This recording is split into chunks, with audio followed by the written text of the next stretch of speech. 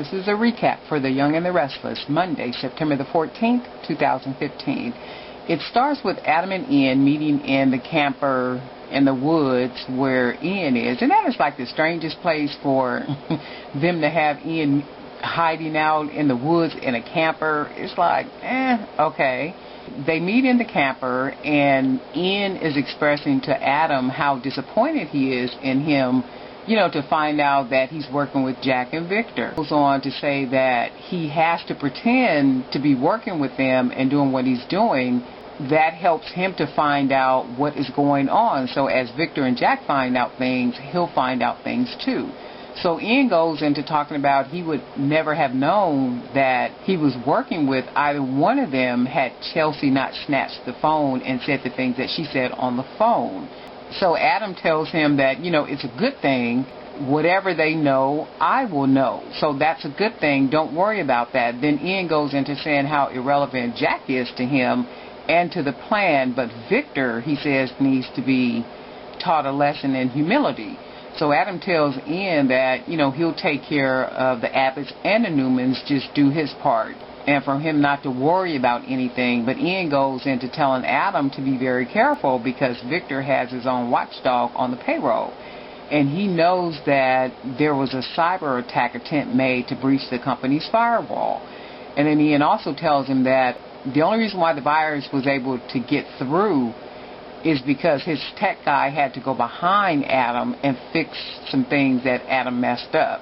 And then Ian tells Adam that the guy that Victor hired is a really good guy. He's really good, he's very intelligent, and he's also intuitive enough to discover the Paragon virus in their system if he's given enough time. So Adam tells Ian, to just keep an eye on Victor's system. After that little conversation, Adam jumps on the phone and he calls Jack. And he asks Jack, has Victor told him anything about what he's discovered about there being a possible cyber attack? And Jack goes into saying, well, no, Victor hasn't told me anything. So Jack calls Victor to ask him if there's anything new about the Paragon Project. And, of course, Victor tells Jack that there's nothing to report. And all the while, Kevin is standing there looking and listening to Victor lie to Jack with a straight face. Jack and Victor get off the phone. Kevin sits down with Victor. And he says to Victor, well, what's new, boss? Nothing, right? That is what you told Jack, right? He said, I thought you guys were in partnership to search for the evil tech invader. So Victor tells Kevin, well, remember, whatever you find out about the Paragon Project is confidential. You are not to tell anybody anything. And the information is not to be shared with anyone. So Kevin goes on to say that, you were supposed to share the information with Jack.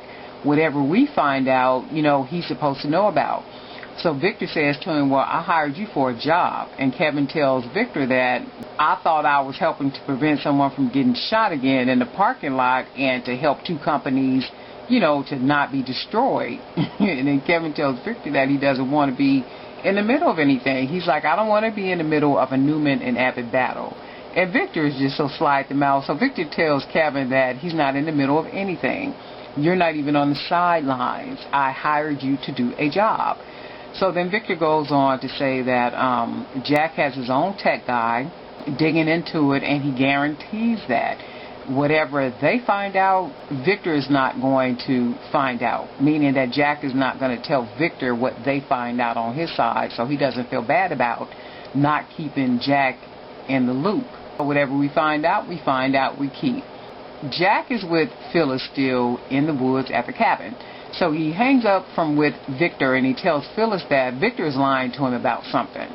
And whatever it is, he's holding back, and he's not telling me.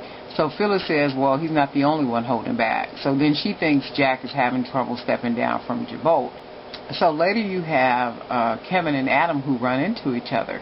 And they begin to talk about trying to help Victor and Jack. One is working for Victor, one is working for Jack, and how they're trying to figure this Paragon issue out.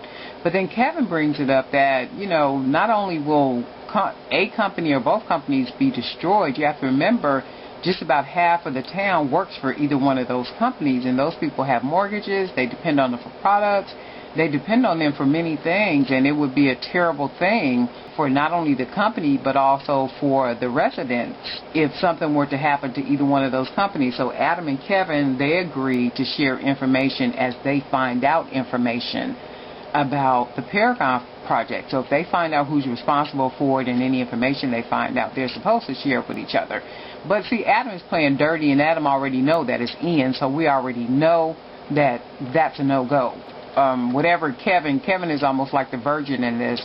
He's the innocent one, not knowing whatever he tells Adam is just going to work for Adam and Ian's benefit, and, Kevin is basically just kind of left out in the dark, even though he has some good intentions. Sharon, Mariah, and Dylan, who are at Crimson Lights. And Sharon is all giddy and everything because she has a doctor's appointment. So she thanks Mariah for coming to help out while she goes to her doctor's appointment. So Dylan is all excited, and he's telling Sharon that he wants to go to the doctor's appointment with her. But she's saying, well, no, it's not one of those exciting appointments where we'll get to see the sonogram, we'll get to see the baby, and, all of that stuff. She says, well, I'm just going to get my blood pressure taken and all those little small things checked. So Dylan, he still wants to go because he wants to be a part of it. He says, well, I'll just sit and wait in the waiting room like all the other nervous dads. So she eventually convinces him, not to go. And Sharon leaves. So Dylan pulls Mariah to the side, and he tells Mariah, I feel like you know something that I don't know. They begin to have some little conversation about past things, and then he asks her if her and Kevin are, and then Mariah says, oh my God, you think I'm knocked up? And Dylan says, well, I guess that's a no. And then Colin stops by the coffee house to try and get Esther to come back to the mansion. These two and Esther, I don't know if Esther is telling the truth about Colin or if she's just delusional right about now. So she goes on and on about some dirty dealings that he has going on with Devon and Hillary, and that just kind of goes on and on when Dylan steps in, and then he tells Colin that he's bothering his employee while she's on the clock. So Colin goes ahead and leaves, and then you have Chelsea and Victoria talking at Newman Enterprises.